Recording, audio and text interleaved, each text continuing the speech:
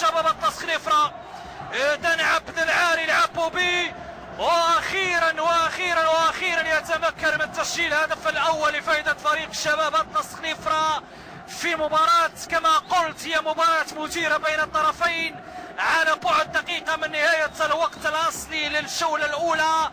انسلال كبير يحسب لمحمد والناجم لخالق مشاكل كبيرة على مستوى دفاع فريق المغرب الفاسي من خلال مجموعة من الاختراقات على مستوى الجهة اليسرى.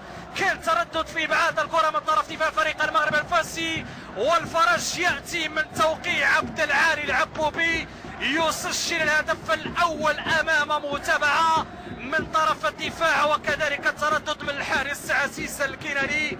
هدف دون مقابل. اذا تقدم فريق شباب التصنيفرة، الهدف الذي طال انتظاره كما قلت، هدف سواء فريق شباب التصنيفرة والمغرب الفاسي غيعطي رونق اخر بالنسبه لهذه المباراه. يمكن ان نقول مباراه يعني متحركه على مستوى الجوله الاولى، والاحتفاليه كانت كبيره من طرف انصار جماهير فريق شباب التصنيفرة. غتكون فرحه كبيره، وحتى المدرب حسن القراقي